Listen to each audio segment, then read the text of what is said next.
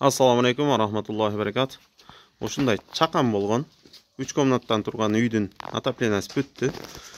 Бир катар силерге обзор кылып көргөзүп берем. Өзүңөр көрүп баа бересиңер.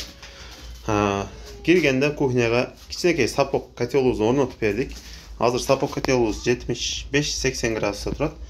Атайын астын өтө кичине ачканбыз, болбосо катуу ысып кетти. Ушундай кылып регулировка кылып жаксаңар, иншалла бир салган отуңар 2 саат 3 саатка беймаа жетет. Андан кийин бизи биринчи комнат спальня тосуп алат. Спальняга 14 батарейка коюп бергенбиз. 14 батарейканын баардыгы чоң 60-тыктан. Көрсөңөр болот. Үй өзү өтө бийик болбогон үй, бирок система иншалла самотекка өтө сонун тегеренди. Экинчи комнатабыз зал. Залда бизде 18 батарейка койгонбуз. Иншалла залыбыз дагы жакшы ысып атат.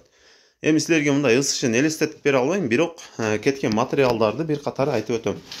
Тепло батарейкабызды 12 килограммдыгын коюп бергенбиз. Экструс крайниктен жакшысынан койгонбуз. Анан турбалар Казакстан турбадан тартылган. Андан кийин бизди эң ичкерде душ күтүп алат. Душта 7 батарейка коюп бердик. Душтун тегереги песка блоктон эле урулган экен, ошо кичине көбүрөөк койдук. Бирок ысышы сонун.